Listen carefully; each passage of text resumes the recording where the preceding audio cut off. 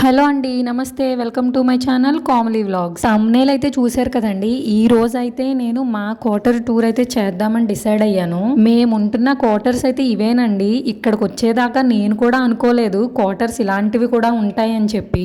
మా వారు మమ్మల్ని ఇక్కడికి తీసుకొచ్చిన మొదటి రోజు అయితే ఆటోలో కూర్చుని ఆయన బుర్రంతా తినేశాను అని. ఇక్కడ ఒక్కసారి అలవాటైందంటే మాత్రం ఈ ప్లేస్ ని విడిచిపెట్టి ఎవ్వరూ వెళ్ళలేరు. సరే ఇంకెందుకు ఆలస్యం, మా ఇల్లు అయితే చూసేద్దరు, వచ్చేయండి.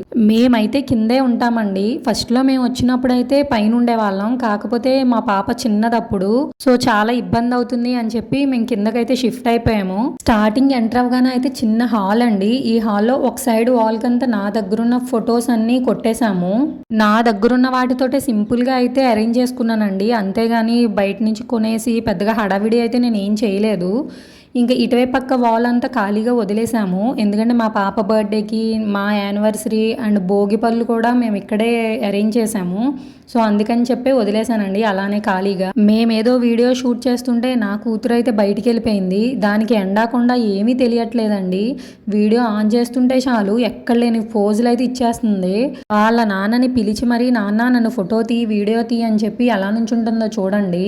అలా హాల్లో నుంచి కొంచెం లోపలికి వెళ్తే లెఫ్ట్ సైడ్ ఒక గది ఉంటుందండి. రైట్ సైడ్ అయితే కిచెన్ అండ్ ఇంకో బెడ్రూమ్ కూడా ఉంటుంది. ముందైతే మీకు నేను లెఫ్ట్ సైడ్ ఉన్న రూమ్ చూపిస్తాను. ఈ రూమ్ కూడా అవసరమైతే బెడ్రూమ్ గా చేసుకోవచ్చండి. కాకపోతే మాకు అంత అవసరం లేదు కాబట్టి దేవుడి గది కింద చేసేసాను. మార్నింగ్ ఈ విండో దగ్గరికి వస్తే ఎన్ని పికాక్స్ ఉంటాయో మాక్సిమం నా షార్ట్స్ చూసిన వాళ్ళకైతే తెలుస్తుంది. నేను ఇక్కడి నుంచే క్యాప్చర్ చేస్తానండి వాటిని. మా ఇంటి చుట్టుపక్కల మీరు ఎక్కడ చూసినా బయట మనుషులు ఎవ్వరూ కనిపించరు. ఎక్కడ చూసినా ఆ చెట్లు, జంతువులు అవే కనిపిస్తాయి. ఇక్కడైతే మాకు ఏ పొల్యూషన్ ఉండవండి. ఎయిర్ అయితే ఎంత ఫ్రెష్గా ఉంటుందో, వాటర్ కూడా చాలా బాగుంటుంది ఇక్కడ.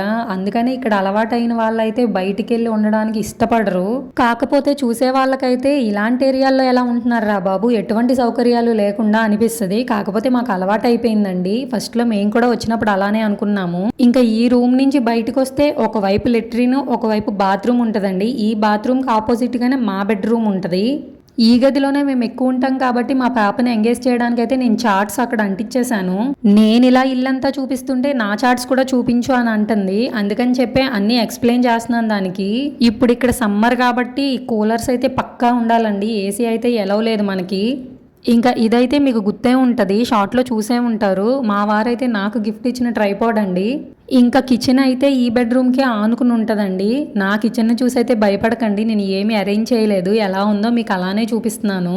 మా వారికి అయితే ఈ రోజే కొంచెం టైం దొరికిందండి. అందుకని చెప్పి అప్పటికప్పుడు అనుకుని ఈ వీడియో అంతా షూట్ చేస్తున్నాము. కిచెన్ లో నుంచి వ్యూ అయితే ఇలా ఉంటదండి. బయటికి మనం మెస్ డోర్ తీసి వదిలేసామా ఇంకా అంతే సంగతులు. ఏమేమి వచ్చి వెళ్తాయో కూడా మనకే తెలీదు. ఇదంతా అయితే మా ఫ్యామిలీ క్వార్టర్స్ ఏరియా. ఎవ్వరు ఉండరండి. ఈడ్చిదంతే 10 ఫ్యామిలీలు ఉన్నాం అంతే. ఇక్కడ పిల్లల చదువుకైతే చాలా ఇబ్బంది పడాలండి. వెళ్ళడానికి రావడానికి వెహికల్ ప్రొవైడ్ చేస్తారు కానీ రోడ్ అయితే అస్సలు బాగోదు. కేవలం అదొక్క రీజన్ వల్లే ఫ్యామిలీస్ని ఇక్కడ తీసుకురావడానికి ఇష్టపడరండి. మాకు ఇక్కడ పాలు కావాలన్నా, కూరగాయలు కావాలన్నా చుట్టుపక్కల అయితే 2-3 ఊర్లు అయితే ఉంటాయండి. అక్కడి నుంచే తీసుకొస్తారు. అది కూడా మనం అర్జెంట్ అంటే వెంటనే దొరకవండి. ఒక్కరోజు ముందైతే మనం చెప్పుకోవాలి. ఇదంతా చాలా బ్యాక్వర్డ్ ఏరియా అండి. చదువుకున్న వాళ్ళైతే చాలా తక్కువ మంది ఉంటారు. జంతువుల విషయానికి వస్తే ఇక్కడ మామూలుగా ఉండవండి బాబు. కనీసం మాకు ఫినిషింగ్ అయినా ఏర్పాటు చేశారు కాబట్టి కొంచెం ధైర్యంగా ఉండగలుగుతున్నాం. లేదంటే రాత్రులు నిద్ర కూడా పట్టదు.